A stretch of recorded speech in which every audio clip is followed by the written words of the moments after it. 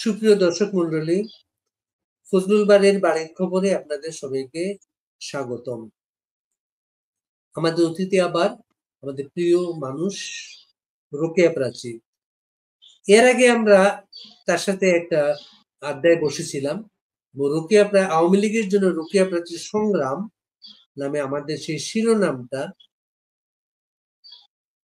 লক্ষ লক্ষ মানুষ পছন্দ করেছিলেন এবং তারকে এপ্রিসিয়েট করেছিলেন তার সংগ্রামটা। তার সংগ্রাম যে ধারার সংগ্রাম এবং ঝুঁকিপূর্ণ সংগ্রাম, 5 আগস্টের পরে বাংলাদেশে অনেকেরই সেটা নেই।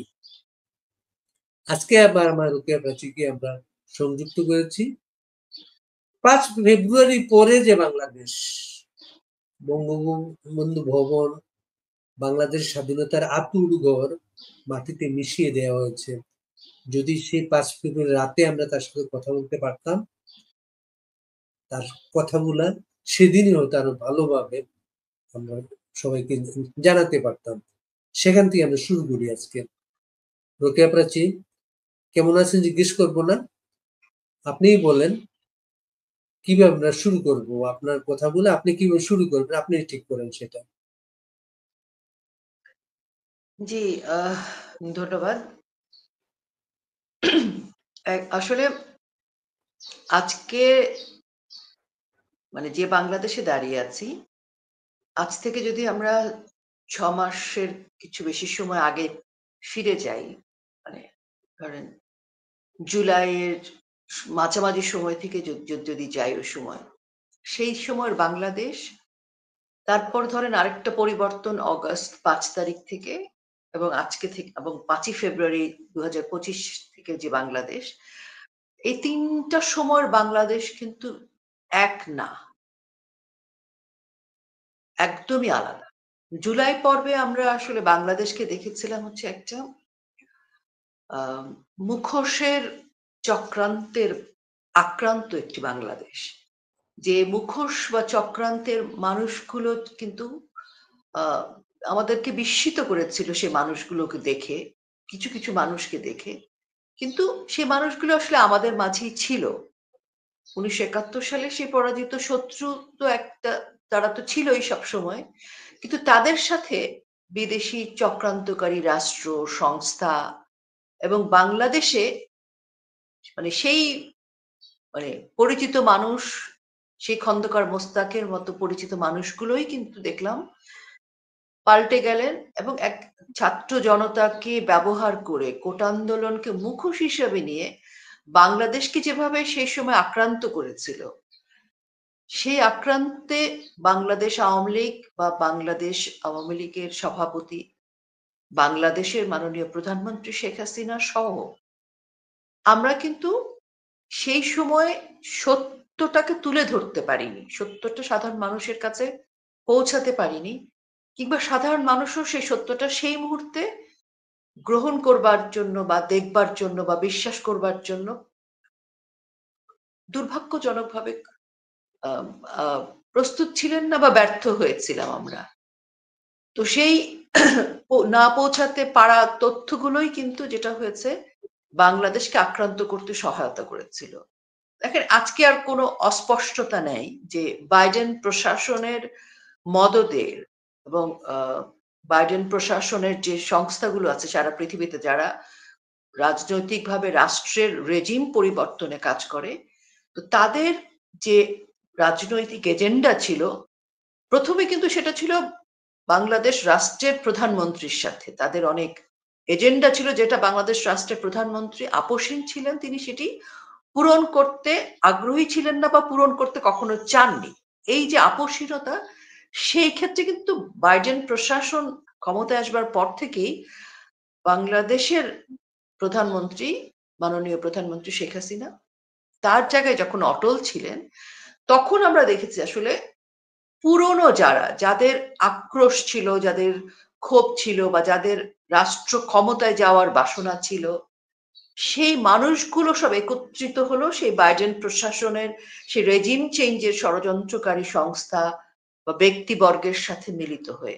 তার সাথে বাংলাদেশেরও অনেক মানুষ যুক্ত হয়েছে বিভিন্ন জায়গা থেকে। তো এই যে যার যার এজেন্ডার ফুলফিল করবার জন্য যে মানুষগুলো একত্রিত হয়েছিল, তারা বাংলাদেশের সাধারণ শিক্ষার্থী, সাধারণ আপামর জনসাধারণের মাঝে মিশে যেতে পেরেছিল, পৌঁছে যেতে পেরেছিল তথ্য প্রযুক্তির মাধ্যমে।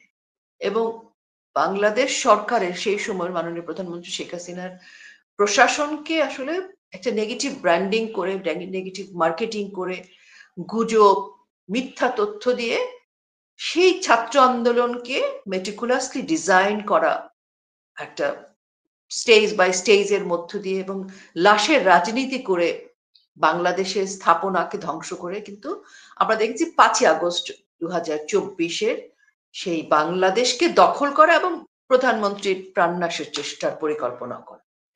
তো 5 তারিখ থেকে যদি আমরা আবার আসতে শুরু করি আজকে 2025-এ, এই পর্যন্ত ধীরে ধীরে কিন্তু বাংলাদেশের মানুষ বুঝতে শুরু করেছে। এটা হচ্ছে একটা বড় বিষয় যে কারা আসলে সেই ছাত্র জনতা ছিল, এই ছাত্র জনতার সাথে কারা ছিল সমন্বয়কারী, এই ছাত্র জনতার সাথে কারা ছিল শিক্ষক হিসেবে, কারা ছিল মানে শিক্ষক বা সন্তানদের পরিবারের সদস্য হিসেবে, কারা ছিল প্রশাসনের বা কারা রাজনৈতিকভাবে যুক্ত বা কোন রাজনৈতিক শক্তি। সেক্ষেত্রে আমরা দেখেছি যে বাংলাদেশে জামাতে ইসলামী থেকে শুরু করে যে ইসলামী রাজনৈতিক সংগঠনগুলো আছে বা উগ্র রাজনৈতিক মতাদর্শের যে রাজনৈতিক সংগঠনগুলো আছে তারা সহ আমরা দেখলাম যে এমন কিছু মানুষ যুক্ত হলো এই রাষ্ট্র ক্ষমতার সাথে, যে রাষ্ট্র ক্ষমতাটা আসলে আমরা যদি বলি যে গণতান্ত্রিক রাষ্ট্র বা সম্প্রীতির রাষ্ট্র বা ধর্মনিরপেক্ষতার বাংলাদেশ, মানে যে যে জায়গায় দাঁড়িয়ে বাংলাদেশ রাষ্ট্রের জন্ম হয়েছিল সেই জায়গায় আর বাংলাদেশ থাকলো না। ক্ষমতা পরিবর্তনের ফলে যে অন্তর্বর্তীকালীন সরকার বাংলাদেশকে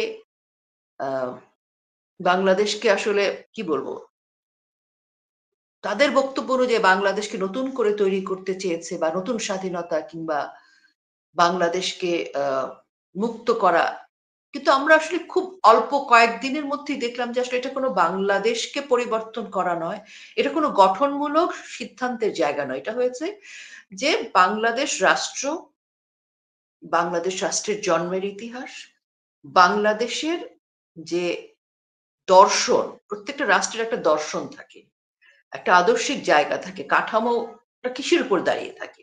তো সেই জায়গাটাই তাদের অপছন্দ, অর্থাৎ 1971 সাল মুক্তিযুদ্ধের ইতিহাস, বঙ্গবন্ধু, এই জায়গাটা তাদের অনেক আক্রোশ আছে। এই জায়গাটা তারা পরিবর্তন করতে চান, চেয়েছেন এবং করছেন। সেটি প্রকাশ্যেই বলেই করছেন আসলে। মানে এরকম না যে তারা দীর্ঘদিন আমাদেরকে একটা লুকোচুরি খেলার মধ্যে রেখেছেন। হ্যাঁ, জুলাই আন্দোলনটা পুরোটাই একটা লুকোচুরি ছিল, কিন্তু তার পরবর্তী সময় 5ই আগস্ট থেকে 8ই আগস্ট যা ঘটেছে আমরা বুঝে গেলাম, সাধারণ মানুষ কিন্তু বুঝতে শুরু করে দিল। এবং যেদিন ডক্টর মোহাম্মদ ইউনূস অন্তর্বর্তীকালীন সরকারের প্রধান, তিনি বললেন এটা মেটিকুলাসলি ডিজাইন করা, এবং উনি যখন বললেন যে 1971 সাল বাংলাদেশের ইতিহাসকে রিসেট বাটন করতে হবে, এবং উনি উনার কথায় কিন্তু এখন পর্যন্ত অটল আছেন। উনি কিন্তু কথার বরখেলাপ করেননি। উনি বলেছেন রিসেট বাটন, উনি বলেছেন নতুন করে করা হবে, নতুন করেই করছেন। অর্থাৎ বাংলাদেশ কিন্তু বাংলাদেশ না, বাংলাদেশের রাষ্ট্রের নামকরণ বঙ্গবন্ধু শেখ মুজিবুর রহমানের উচ্চারিত কণ্ঠস্বর। বাংলাদেশ বঙ্গবন্ধু এবং 1971 সাল একটা অবিচ্ছিন্ন অংশ। কাজে বাংলাদেশকে কারা এই অবিচ্ছিন্ন অংশ থেকে নতুন করে ভিন্ন জায়গায় নিতে চায়, সেটি ষড়যন্ত্রের যে প্রধানতম অংশ, সেই জিনিসটি আজকে বাংলাদেশের মানুষের কাছে স্পষ্ট। বাংলাদেশ নাম পরিবর্তন করতে হবে, সংবিধান, জাতীয় সঙ্গীত, জাতীয় পতাকা পরিবর্তন হবে, বাংলাদেশের মুক্তিযুদ্ধের স্থাপনা, 1971 সালের স্মৃতিচিহ্ন, বঙ্গবন্ধু, সবকিছু ভেঙে গুড়িয়ে দিতে হবে। ধানমন্ডি 32, ধানমন্ডি রোকেয়া প্রাচী 32-এ ওই বাংলাদেশের প্রসঙ্গে আমরা আসছি রোকেয়া প্রাচী। এর আগে আপনি 15 আগস্ট ধানমন্ডি 32 নম্বরে যাওয়ার চেষ্টা করেছিলেন জাতীয় শোক দিবসে। আপনি আক্রান্ত হয়েছিলেন, আপনি অনেক সংগ্রামের পরে সার্ভাইভ করেছিলেন, তখন থেকেই আপনি আত্মগোপনে আছেন। 32 নম্বর যখন, তখনও 32 নম্বর দাঁড়িয়েছিল, আগুনে পুড়িয়ে দিয়েছে 5ই আগস্ট। 32 নম্বর দাঁড়িয়েছিল, 32 নম্বর সামনের গাছগুলোতে আবার নতুন পাতাও আসছিল। সেই 32 নম্বর যখন আপনি দেখলেন এবার গুড়িয়ে দেওয়া হলো বুলডোজার সহ, আপনি কিভাবে কি মনে করছিলেন তখন আপনি? দেখেন 14ই আগস্টে মানে 14ই আগস্ট 15ই আগস্টে তখনও যেটা ছিল ধানমন্ডি 32-এ পোড়া বাড়ি, গাছপালাগুলো বিবর্ণ ছিল, ধ্বংসস্তূপের একটা বাড়ি ছিল। কিন্তু 5ই ফেব্রুয়ারি 2025 যখন ধানমন্ডি 32-এর সেই পোড়া বাড়িটি, যে পোড়া বাড়িটিতে কিন্তু আমরা দেখছিলাম যে আপনি যেভাবে বলছিলেন যে সবুজ গাছপালাগুলো সেই পোড়া পোড়া বিবর্ণতা থেকে ফিরে এসে সবুজ হয়ে উঠছিল। ওরা কিন্তু হুট করে করেনি। প্রকাশ্যে পূর্ব ঘোষণা দিয়ে এবং রাষ্ট্র এর সাথে প্রত্যক্ষ পরোক্ষভাবে সম্পৃক্ত ছিল। কারণ যখন এই ঘোষণাটি আসে, যারা ঘোষণাটি দেয় সেখানে হাসনাত আব্দুল্লাহ বলেন, নাহিদ নাহিদ ইসলাম যিনি উপদেষ্টাদের একজন।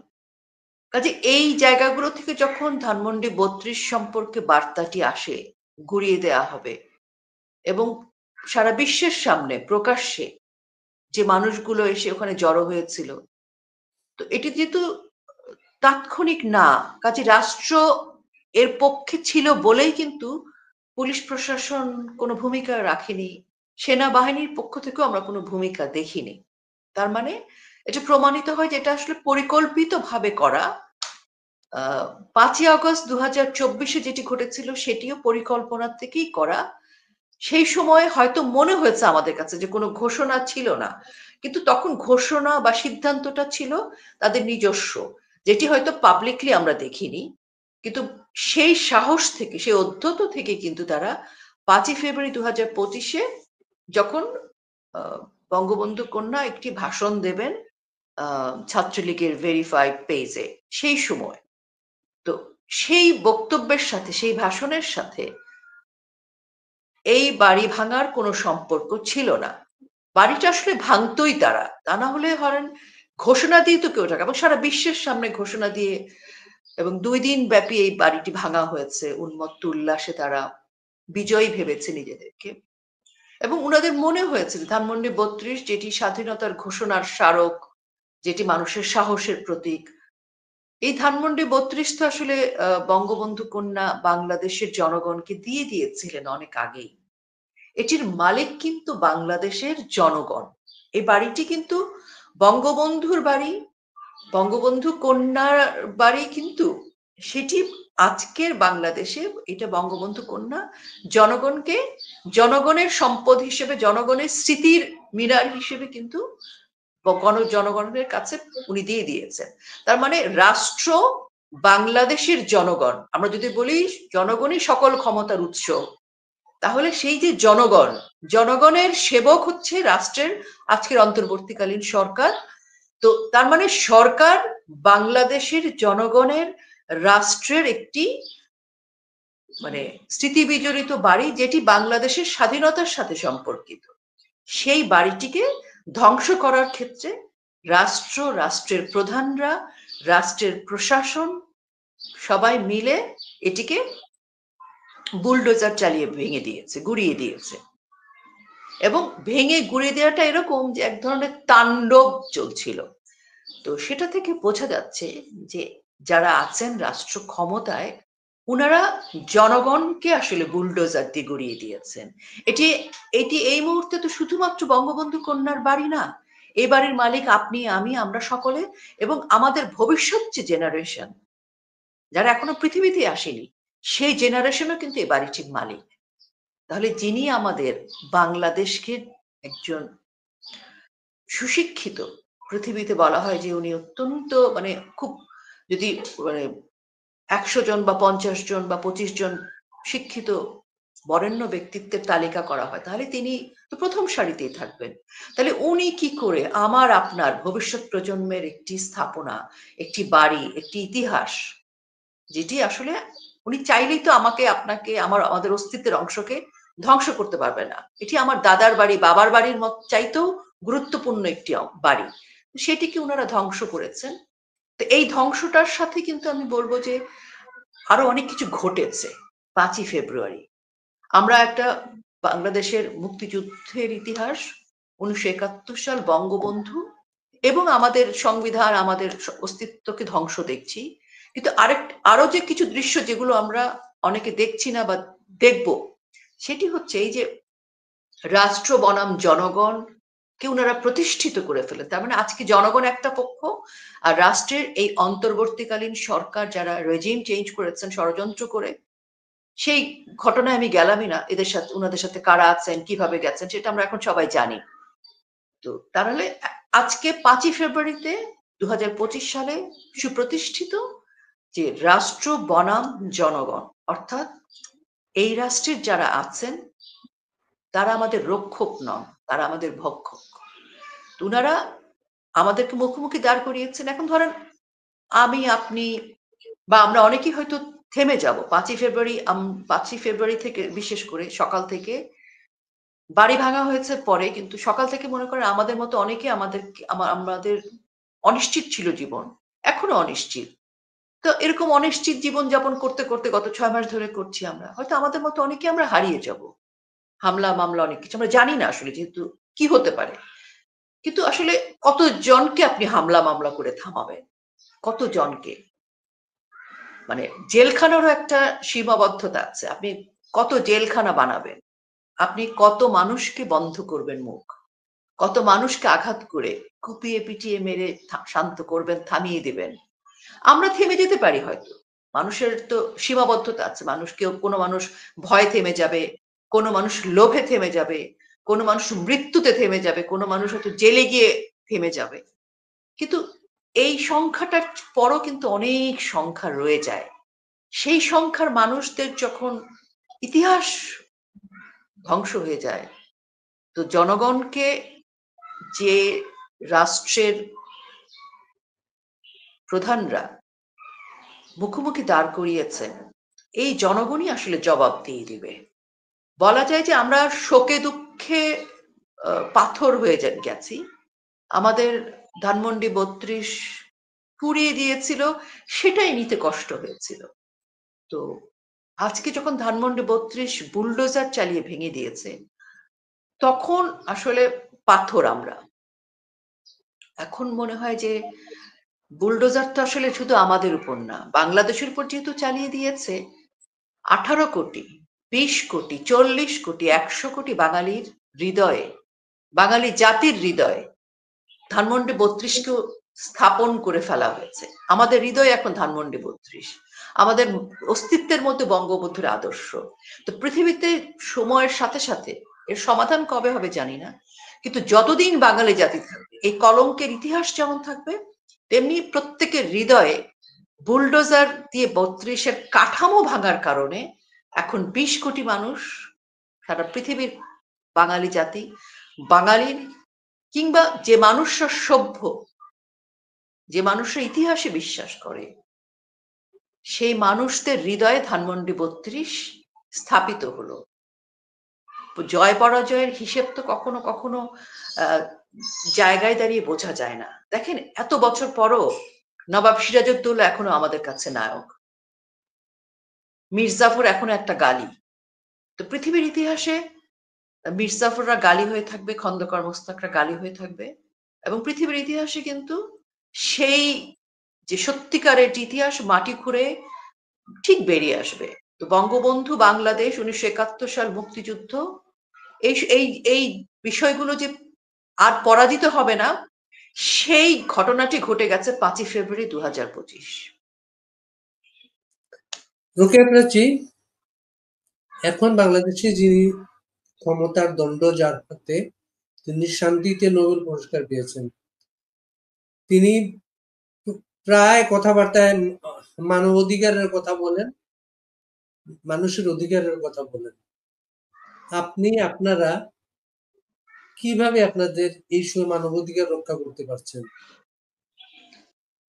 মানবাধিকার তো বাংলাদেশে 5ই আগস্ট মানে মানবাধিকারকে হত্যা করা হয়েছে। দেখেন এটা কিন্তু শুধু আমি যে কথাটা বলছি, এটা কোনোভাবে আমি আজকে বাংলাদেশ আওয়ামী লীগের একজন কর্মী হিসেবে কথাগুলো বলছি না, একদমই না। আমি বলছি একজন মানুষ হিসেবে। বাংলাদেশ আওয়ামী লীগ বা ভিন্ন রাজনৈতিক দলের মানুষজন কি আম বাংলাদেশে বসবাস করতে পারেন? অধিকার কি নেই? আছে তো। ধরেন আওয়ামী লীগের কর্মী বলে তো না। একজন মুক্তিযোদ্ধাও কিন্তু নিপীড়িত হচ্ছে। একজন শিল্পী নিপীড়িত হচ্ছে। যে মানুষটি কোনোদিন বাংলাদেশ আওয়ামী লীগ করেনি। সে যদি জয় বাংলা বলে তবে সেও নিপীড়িত হচ্ছে। এই যে মুক্তিযুদ্ধের ইতিহাসের পক্ষে থাকা, বঙ্গবন্ধুর কথা বলা, জয় বাংলার কথা বলা কিংবা আপনি সত্যি কথা বলছেন, সেটি সম্ভব না। আজকে গণমাধ্যম পরাধীন। আজকে শিল্পীরা বিভক্ত, কথা বলতে পারছে না। আজকে আমাদের কোনো সংগীত আয়োজন নাই নিজস্ব। আজকে লালন, রবীন্দ্রনাথ নিষিদ্ধ। আজকে কি বলে গতকালকে দেখেছি ভালোবাসা দিবস নিষিদ্ধ করার বা বাতিল কিংবা করতে পারবে না। সে কারণে কিন্তু অনেক ভাঙচুর, অনেক জায়গায় আ মানুষকে আহত করা হয়েছে। ফুলের দোকান পর্যন্ত ভাঙচুর করা হয়েছে। তার মানে নিষিদ্ধ, বাতিল, স্থগিত, হামলা, মামলা এগুলো কিন্তু জনপ্রিয় এখন বাংলাদেশে। আমি বাংলাদেশ আওয়ামী লীগ করেছি বলে কি আমার আর কোনো অধিকার থাকবে না? আমি তো একজন শিল্পীও, একজন মানুষও। হ্যাঁ, আমি আমার রাজনৈতিক কথা বলবো। রাষ্ট্র সেটি গ্রহণ করুক বা না করুক সেটা রাষ্ট্রের সিদ্ধান্ত। কিন্তু তাহলে কথা বলতে পারবো না কেন আমরা? আমি আজকে কিন্তু পলিটিক্যাল আম আ জায়গা থেকে কথা একদমই বলব না। কারণ এখন আমাদের আর পরিচয় পলিটিক্যাল নাই। আমরা এখন বাংলাদেশের মানুষ। আমি ধানমন্ডি ৩২ এর একজন অংশীদার। আমার বাড়ি ভেঙেছে। সেই জায়গা থেকে আমি কথা বলছি। তো বাড়িঘর ভাঙচুর, পুড়ে ফেলা, মানুষকে মেরে ফেলা, কিছু হলেই আপনার মুখ বন্ধ করবার জন্য আপনাকে ধরে নিয়ে যাওয়া। ভাগ্য খুব ভালো থাকলে আপনাকে প্রশাসন এসে ধরে নিয়ে যাবে। আর যদি আপনার ভাগ্য খারাপ থাকে তাহলে মব বাহিনী আসবে। আর যদি ভাগ্য আরো খারাপ থাকে তাহলে মব বাহিনী এবং প্রশাসন একসাথে আসবে। অন্তত মানুষ জানবে যে আপনি আক্রান্ত হয়েছেন। আর যদি শুধু মব বাহিনী আসে মানুষ হয়তো জানবেই না। হয়তো ১ মাস ২ মাস পরে আপনার শরীরের ৫ টা অংশ ৫ জায়গায় পাওয়া যাবে। তো এই যে ঘটনাগুলো সেখানে মানবাধিকার কোথায়? উনি কিন্তু বলেছিলেন যে আমার উপর আস্থা রাখুন। তো আমার কথা হচ্ছে হয়তো আমি আওয়ামী লীগ হিসেবে উনাকে পছন্দ করি না। ধরে নিলাম। আমি উনার বিপক্ষে বলবই। কিন্তু সাধারণ মানুষকে কি উনি নিরাপত্তা দিতে পারছেন? সাধারণ মানুষকে কি উনি আস্থায় আনতে পারছেন? সাধারণ মানুষ তার জীবনযাত্রায় স্বাভাবিকভাবে কি নিরাপত্তা পাচ্ছে? স্বাভাবিক মৃত্যুরও যেমন নিরাপত্তা নেই, স্বাভাবিক জীবনযাপনেরও নিরাপত্তা নেই। তো কাজেই বাংলাদেশ আওয়ামী লীগকে আক্রান্ত করা ছাড়াও ধরেন বাংলাদেশ আওয়ামী লীগ খুব খারাপ। তাহলে বাংলাদেশের মানুষও কি খারাপ? নারী, শিশু যারা আক্রান্ত হয়েছে তারা কি সবাই আওয়ামী লীগ করে? ৭৭৪ জন নারী ২ মাসে ধর্ষিত হয়েছে। এই ৭৭৪ জনের কজন আওয়ামী লীগ করত? জানুয়ারি মাসে ২৭১ জন নারী ও শিশু সহিংসতার শিকার। তাদের কয়জন আওয়ামী লীগ করত? এই যে লক্ষাধিকের বেশি গার্মেন্টস এর শ্রমিকরা বেকার হয়ে গেল। মিল কলকারখানা বন্ধ হয়ে গেল। শিক্ষকরা রাজপথে। আর যারা শ্রেণীকক্ষে ছিলেন আমরা দেখেছি তাদেরকে অপমানিত হয়ে নাজেহাল হয়ে ২-১ জনকে মৃত্যুবরণও করতে হয়েছে। মুক্তিযোদ্ধাদের দেখেছি অপমানিত হতে। কাজেই এই যে বিষয়গুলো এগুলো এরা কি সবাই আওয়ামী লীগ করে? আপনি স্মৃতিসৌধ থেকে একজন মুক্তিযোদ্ধাকে ধাক্কা মেরে অপমান করে বের করে দিচ্ছেন। কারণ সে ১৬ ডিসেম্বরে ঢুকতে পারবে না। কেন? তাহলে যদি সবাই আওয়ামী লীগ করে এখনো, তাহলে তো বুঝতে হবে যে যারা আসছে তারা প্রকৃত অর্থে দস্যুতা করছে। আপনি আওয়ামী লীগারকেও মারছেন, সাধারণ মানুষকেও মারছেন। বরং সাধারণ মানুষ আরো বেশি আক্রান্ত হচ্ছে। আওয়ামী লীগের নেতাকর্মী তো প্রায় জেলে। আর কারা আছে? অনেকে লুকিয়ে আছে। তা আমরা যারা লুকিয়ে আছি প্রাণের ভয়ে, তো ভয় কি হয় জানেন? আমরা অনেকে মানে সাইকোলজিক্যালি আ সবাই বলে না প্যারেন্টসদেরকে বাচ্চাকে বেশি বকবেন না, বেশি মারবেন না, ভয় নষ্ট হয়ে যাবে। বাচ্চা বিগড়ে যাবে। বাচ্চার মানসিক যে আপনার প্রতি যে শ্রদ্ধা, ভক্তি, ভালোবাসা বা আপনার প্রতি যে একটা ভয় আছে সেগুলো কেটে যাবে। তো সে একই একই জিনিস কিন্তু। আপনি আমাকে কত ভয় দেখাবেন? ৬ মাস ধরে ভয়ে থাকতে, থাকতে কি হবে? আমাদের ভয় একসময় কেটে যাবে। আমরা ভয়হীন হয়ে যাব সকলেই। ভয় চলে যাবে শূন্যের কোঠায়। আবার ভয় পেয়ে ধরেন কিছু মানুষ হয়তো কম্প্রোমাইজ করবে। কিছু মানুষ হয়তো ভাববে যে আহারে আমার জন্য আমার ফ্যামিলি আক্রান্ত হচ্ছে, আমার বাচ্চারা স্কুলে যেতে পারছে না, আমার স্ত্রী বা আমার হাসব্যান্ড বিপন্ন। এরকম কিছু মানুষ হয়তো নীরব হয়ে যাবে। চুপচাপ হয়তো আওয়ামী লীগ করে বা কোনো কথাই হয়তো বলবে না। কিন্তু সেই সংখ্যাটা কত? খুব বেশি তো আসলে সফল হতে পারবে না। তো সেজন্য আমার অনুরোধ হচ্ছে যে এই যে মানুষের প্রতি আক্রমণটা কমানো উচিত। আওয়ামী লীগের উপরে আক্রমণ অনেক হয়েছে। আমি শুধু বলি না যে বাংলাদেশে আওয়ামী লীগের উপর আক্রমণ হচ্ছে, আমরা আক্রান্ত, আমরা হামলা মামলায় জর্জরিত। এখন আমরা হামলা মামলায় জর্জরিত ৬ মাস থেকে তো হচ্ছি। আমাদের চেয়ে বেশি আক্রান্ত সাধারণ জনগণ। আর এখন আজকের বাংলাদেশে এই ২০২৫ ৫ ফেব্রুয়ারির পর এই লড়াই বা এই যুদ্ধ যেটা অনিবার্য যুদ্ধে পরিণত হয়ে গেছে, সেটি বাংলাদেশ আওয়ামী লীগের আর নাই। এই যুদ্ধটা এখন আর আমাদের না। এই লড়াইটা আমাদের একদম না। এখন একা রোকেয়া প্রাচী বা একা আমাদের অন্যান্যদের কারোরই না, বা বঙ্গবন্ধু কন্যার একার লড়াই না। এটা এখন বাংলাদেশের জনগণের। কারণ বাংলাদেশের জনগণের স্থাপনা ধ্বংস হচ্ছে, বাংলাদেশের জনগণকে মারা হচ্ছে, বাংলাদেশের জনগণের শিশুরা, কন্যারা, স্ত্রীরা ধর্ষিত হচ্ছে। বাংলাদেশের মানুষের ব্যবসা প্রতিষ্ঠান ভাঙচুর হচ্ছে।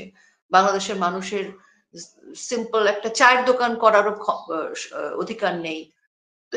স্কুল, কলেজ, ইউনিভার্সিটি সবকিছুতে বাংলাদেশের মানুষের কোনো কথা বলার জায়গা নেই, কোনো অংশীদারিত্ব নেই। কাজে আক্রান্ত আজকে বাংলাদেশ, বাংলাদেশের মানচিত্র, বাংলাদেশের সংবিধান, পতাকা, সঙ্গীত এবং বাংলাদেশের আপামর মানুষ। যার ধরেন আপনার একটা কথায় আপনার ভূমিহীন যে কথায় নারী, সেও তো আজকে আক্রান্ত। একা তো আমরা না। রুকেয়া প্রাচী, আপনার কাছে চিত্রিত যে বাস্তবতা হচ্ছে আওয়ামী লীগের নেতারা জেলে, আওয়ামী লীগের নেতারা আত্মগোপনে, আপনারাও আত্মগোপনে, এরপরও সারা বাংলাদেশে আওয়ামী লীগের পক্ষে দেয়াল লিখন হচ্ছে, পোস্টার হচ্ছে, মিছিল হচ্ছে। এটা কি আপনি নতুন একটা আওয়ামী লীগ এটা? এখন সবাই আওয়ামী লীগ করে। শোনেন, আমরা যখন ক্ষমতায় ছিলাম তখন আমরা দেখেছি আমাদের ছাতায়, আমাদের হেলমেটে প্রচুর মানুষ এসে গিয়েছিল। প্রচুর সুবিধাবাদী মানুষ, যারা আমাদেরকে ক্ষতি করেছে, আমাদের জন্য ক্ষতিকারক ছিল। অনেক আমাদের হেলমেট থেকে প্রচুর জামাত শিবিরের ছাত্র নেতারা বেরিয়েছে, বিভিন্ন রকম। আমাদের সাংস্কৃতিক পরিমণ্ডলে প্রচুর সুবিধাবাদী আওয়ামী লীগার ছিল। কিন্তু এখন আপনি যাদেরকে দেখছেন, এটা হচ্ছে সত্যিকারের আওয়ামী লীগের চেহারা। এবং আজকে আওয়ামী লীগের সংখ্যা বাড়ছে। ওই যে আজকে যে নারীর ঘরটাকে ভেঙে দিয়েছে, যে ছোট্ট একটা, যার ভূমিহীন একজন মহিলা, যার বয়স হয়ে গেছে, সে ওই বাড়িটুকু পাওয়াতে কিন্তু রাতে নিশ্চিন্তে ঘুমাতে পারতো, ঝড় বৃষ্টিতে একটু ছায়া পেত, আরাম পেত।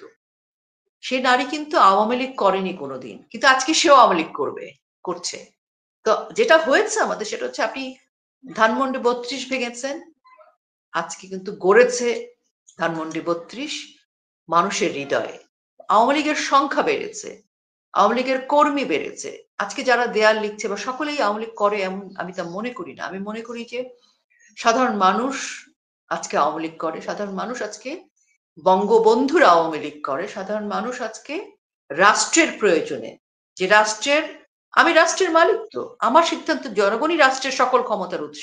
তাহলে আমার রাষ্ট্রের বিষয়ে সিদ্ধান্ত নেওয়ার অধিকার আছে। তা আমি আমি আমার পরিচয় যদি আজকে রোকেয়া প্রাচী না হতো, আমি যদি আজকে আওয়ামী লীগের কর্মী না হতাম, তাহলে কি আমার কথা, আমার বাংলাদেশের প্রতি কোনো অধিকার থাকতো না? তো এরকম অনেক সাধারণ রোকেয়া প্রাচী আছে, অনেক সাধারণ আওয়ামী লীগের কর্মী আছে, যারা আওয়ামী লীগ করেনি কোনোদিন, যারা কখনোই বাংলাদেশ আওয়ামী লীগ করেনি, হয়তো ভবিষ্যতেও করবে না। কিন্তু তারা বাংলাদেশের জন্য, বাংলাদেশের পক্ষে আসলে। তো বাংলাদেশকে তো আপনি বিচ্ছিন্ন করে ফেলতে পারবেন না।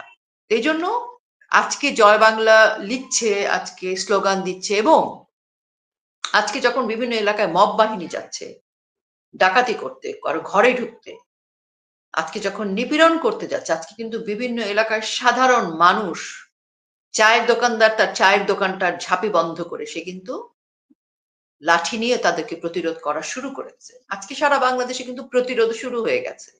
তো যারা করছে তারা তো সবাই আওয়ামী লীগ না, সাধারণ মানুষ। কারণ আমার ঘর ভাঙছে আপনি দেখছেন প্রতিবেশী হিসেবে, কাল তো আপনার ঘরও ভাঙবে, এবং তাই ঘটেছে। প্রথম দিকে শুধু আওয়ামী লীগের ঘর ভেঙেছে, সাধারণ মানুষ দেখেছে আচ্ছা ঠিক আছে রাজনৈতিক প্রতিহিংসা। তারপর দেখছে এই প্রতিহিংসাটা তো তাদের অভ্যাসে পরিণত হয়ে গেছে। আপনি চোর, ডাকাত, গুন্ডা, জঙ্গি, সন্ত্রাসীদেরকে আপনি ক্ষমতা দিয়েছেন। জেলখানা থেকে বের করে নিয়ে তাদেরকে ক্ষমতায়িত করেছেন। তাদের হাতে অস্ত্র তুলে দিয়েছেন।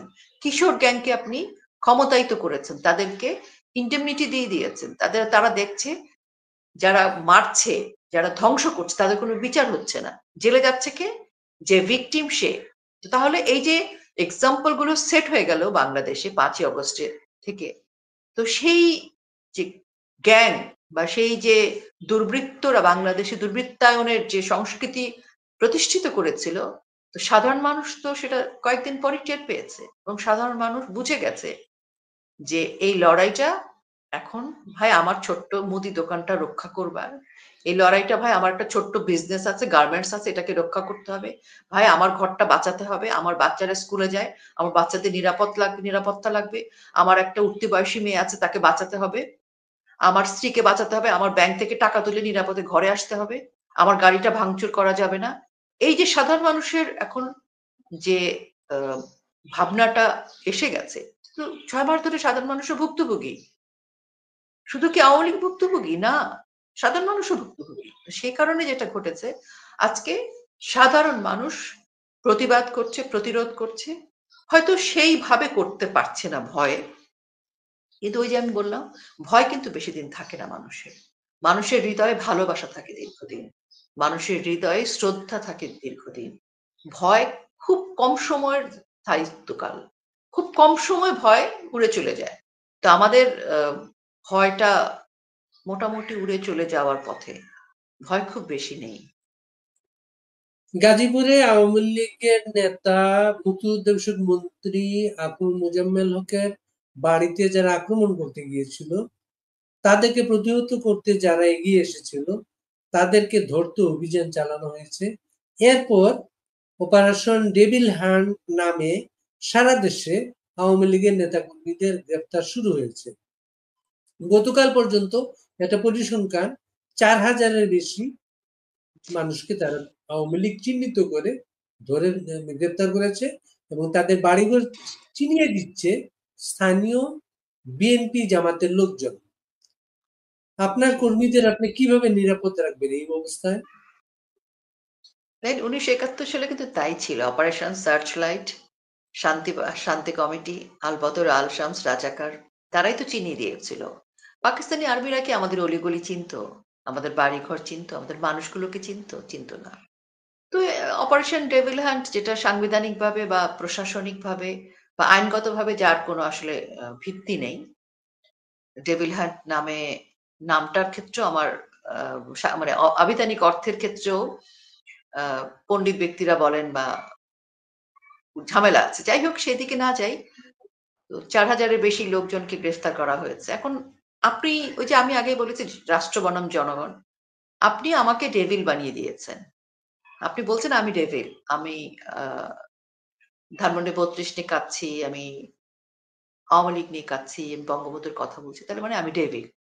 তো আপনি যখন আমাকে ডেভিল বানাবেন, কত মানুষকে ডেভিল বানাবেন? আর কটা জেলখানা আছে আমাদের? একটা প্রবাদ আছে যে যখন আপনি সব মানুষকে জেলে রাখবেন, তখন কি হবে জানেন? আমরা কিন্তু আরো বেশি ইউনাইটেড হলাম। আপনি ভুক্তভোগীদেরকে ধরে জেলখানায় পড়ছেন, শাস্তি দিচ্ছেন। তো ঠিক আছে, কিন্তু কতজন? আরো হয়তো 10,000 ধরবে, 10,000 বা 20,000 বা 1,00,000 মানুষকে আপনি ডেভিল বানিয়ে ধরবেন। এর চেয়ে বেশি কি আসলে ধরবেন? 1,00,000 মানুষ মরে গেল ধরে নিলাম, 1,00,000 মানুষ জেলে গেল ধরে নিলাম, 2,00,000। তো 20 কোটি জনগণের মধ্যে 2,00,000 চলে গেল, মাইনাস হয়ে গেল। তার মানে আপনি বলছেন আমরা ডেভিল, মানে আওয়ামী লীগের সকল ডেভিলকে আপনি ধরে ফেললেন 2,00,000। তারপর কি হবে? আপনি গ্রামবাসী, তারপর তো আপনাকে জনগণকে ডেভিল বানাতে হবে। তার মানে এখন কিন্তু জনগণকে ডেভিল বানানোর স্টেজে আছেন তারা। মেটিকুলাসলি ডিজাইন করা এই স্টেজে এখন জনগণ ডেভিল। জনগণ রাষ্ট্রের মুখোমুখি, এবং জনগণকে ডেভিল হিসেবে আমাদের রাষ্ট্রের পণ্ডিত ব্যক্তিরা, উপদেষ্টারা তাই করছেন। তো যখন জনগণ ডেভিল হয়ে উঠবে ২০ কোটি জনগণের মধ্যে, আওয়ামী লীগের সর্বনিম্ন ভোটের ইতিহাসও হচ্ছে প্রায় ৩.৫ কোটির মতো, মানে ২ থেকে ৩.৫ কোটি, ২.৫ থেকে ৩.৫ কোটির মতো। ধরে নিলাম যে ঠিক আছে, ২.৫-৩ কোটি মানুষও যদি আওয়ামী লীগের থাকে, ওই দুঃসময়ের কথা বলছি। এখন তো ২০ কোটি জনগণ বেড়েছে। তো তার সাথে আপনি জনগণকে ডেভিল বানালেন। তাহলে তো সবই তো আপনার বিপক্ষে। আপনি কি করে রাষ্ট্রকে এগিয়ে নিয়ে যাবেন? একটা রাষ্ট্রের সবাইকে আপনি ডেভিল করছেন এবং প্রশাসনকে ব্যবহার করে তাদেরকে ধরছেন। কোথাও, কোথাও মারছেন। তো এতে আমরা বাংলাদেশ আওয়ামী লীগের কতটা ক্ষতি হবে আমি মানে বলছি না ক্ষতি হবে আমাদের অনেক। আমাদের অনেক ক্ষতি হবে না। আমাদের ১০ টা কর্মীকে আপনি মারছেন, আমাদের ১০ জন জনগণ সংযুক্ত হচ্ছে। কারণ ওই ১০ জন যে নাগরিক মৃত্যুবরণ করছে বা ১০ জন নাগরিক বিনা অপরাধে ডেভিল হয়ে আজকে ডেভিল হান্টের শিকার হয়ে জেলে যাচ্ছে। তো ওই ১০ জন মানুষের যে ১০০ টা পরিবার, ১০০ জন সদস্য, তারা কিন্তু ডেভিল হয়ে গেল। এটাও মনে রাখতে হবে এই রাষ্ট্রের যারা আ পরিকল্পনা করেন যে জনগণকে কতটা নিপীড়ন করলে তারা কি বলে উম নিরাপদ মনে করবেন নিজেদেরকে। এখন তো মনে হচ্ছে উনারা নিজেদেরকে নিরাপদ করবার চেষ্টা করছে। আমি আজকে ধরেন আমার মতো এরকম অনেক কর্মী সমর্থক লুকিয়ে আছি আমরা। খুবই কষ্টে আছি আসলে। এই কষ্টটা থাকা খাওয়ার কষ্ট না। এই কষ্টটা হচ্ছে প্রাণের কষ্ট, আত্মার কষ্ট, হৃদয়ের কষ্ট। তো আ আমরা লুকিয়ে আছি, মানে আমরা হয়তো ধরা পড়বো বা মরবো, যাই ঘটুক না কেন। কিন্তু কতদিন? আমাদের চেয়ে বেশি কিন্তু অনিরাপদ আমার মনে হয় এখন উনারা ভাবছেন নিজেদেরকে। না ভাবলে ডেভিল হান্ট করার দরকার কি? না ভাবলে ধানমন্ডি ৩২ গুঁড়িয়ে দেওয়ার প্রয়োজন কি? মানুষ কখন এত উচ্চ ক্ষমতা দেখায়? যখন তার ক্ষমতাই থাকে না। মানুষ কখন চিৎকার করে? যখন তার কথা বলার শক্তি থাকে না। কথার মধ্যে কোনো গুরুত্ব থাকে না। কথার মধ্যে কোনো সত্য থাকে না। মিথ্যা কথায় অনেক চিৎকার করে বলতে হয়। বারবার উচ্চারণ করতে হয়। প্রতিষ্ঠিত করতে হয়। এই সরকারের আসলে সাথে যারা আছেন সমন্বয়কারী থেকে শুরু করে প্রত্যেকে আমাদেরকে হুমকি দিচ্ছেন। দেখেন, এখানে অনেক স্টুডেন্ট আছে যারা আমাদের সন্তানের বয়সী, ছোট ভাইয়ের বয়সী। সাথে আবার অনেক মুরুব্বি আছেন যারা আমাদের আমাদের পিতামহের বয়সী। তো আমরা দেখলাম যে সন্তানের বয়সীরাও খুব উগ্রতা দেখাচ্ছেন, মুরুব্বিরাও উগ্রতা দেখাচ্ছেন। তো তার ফলে কি হয়েছে জানেন?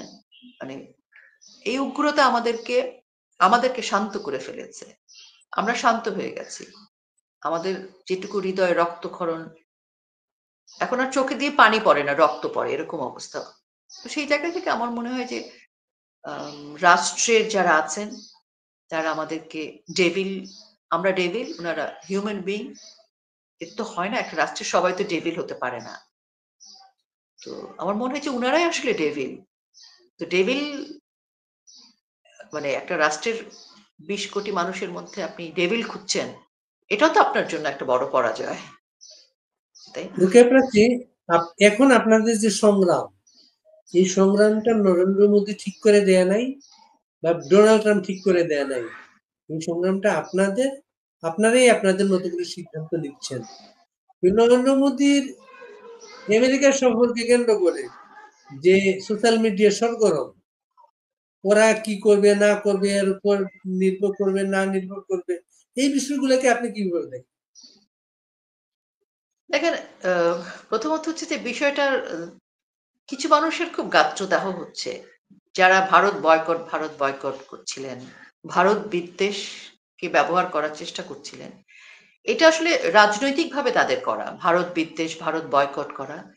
কিন্তু রাষ্ট্রের মানে প্রশাসনিক কৌশল বা রাষ্ট্রযন্ত্রকে পরিচালিত করতে গেলে ভারত বয়কট করা অসম্ভব। ভারত বিদ্বেষ এই রাষ্ট্রে আসলে তারা এটাকে পারবেনই না মেইনটেইন করতে। কারণ ভারত থেকে ৯৩ টা প্রোডাক্ট আসে বাংলাদেশে। আমাদের ভারতের প্রোডাক্ট ছাড়া আমাদের চলবে না।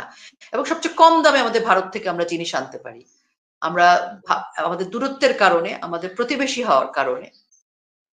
তো সেই জায়গা থেকে ভারত বয়কট বা ভারত বিদ্বেষটা হচ্ছে শুধুমাত্র একটা রাজনৈতিক আ মানে জটিল পরিস্থিতি তৈরি করা, অস্থিতিশীল পরিবেশ তৈরি করা বাংলাদেশে।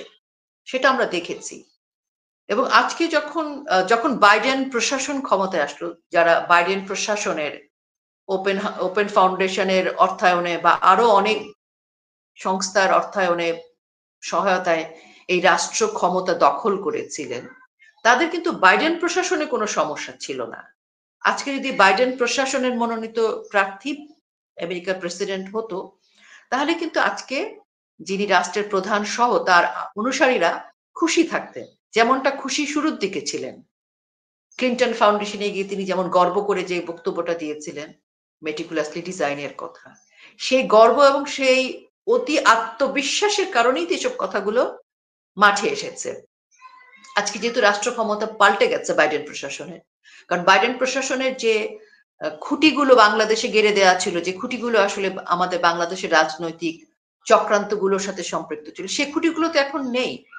কাজে রাজনৈতিক সেই চক্রান্তের পরিবর্তনটা যেহেতু ঘটে গেছে, কাজে এখন আর বাইডেন প্রশাসনেরকে যেভাবে বাইডেন প্রশাসনের আমেরিকা যেভাবে পছন্দের ছিল, ভালোবাসার ছিল, সেটা এখন নেই। এখন ট্রাম্প প্রশাসনের আমেরিকা। তো ট্রাম্প প্রশাসনের আমেরিকার তো বাংলাদেশে চক্রান্তের জন্য খুঁটি ডক্টর ইউনূস সাহেবের পক্ষে নেই, বা অন্যান্য জায়গায় নেই। যে ফাউন্ডেশন বা যেখান থেকে মদতগুলো পেয়েছিলেন সেগুলো তো এখন আসলে ওয়ার্ক করছে না।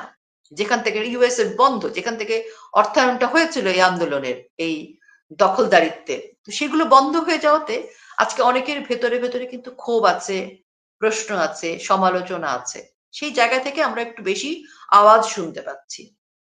তো ডোনাল্ড ট্রাম্প যখন বলেছেন যে বাংলাদেশের বিষয়ে নরেন্দ্র মোদী ভারতের প্রধানমন্ত্রী সিদ্ধান্ত নেবেন, ওনার উপরে ছেড়ে দিচ্ছি, সেটি অনেকের প্রশ্ন হচ্ছে, কিন্তু যারা প্রশ্ন করছেন তারা বলছেন যে কেন এটা কি বা এরকম না। তো কেন কি, কিন্তু এটা তাদের পরিকল্পনা। কিন্তু আমি আসলে বলবো অন্য জায়গায় থেকে, আমি আমি বলবো যে আমরা বাংলাদেশের মানুষ আজকে যে এত কথা বলছি, আজকে যদি বাংলাদেশ না থাকতো, তাহলে আমরা পূর্ব পাকিস্তান থাকতাম এবং আমাদেরকে শাসন করতো তখন।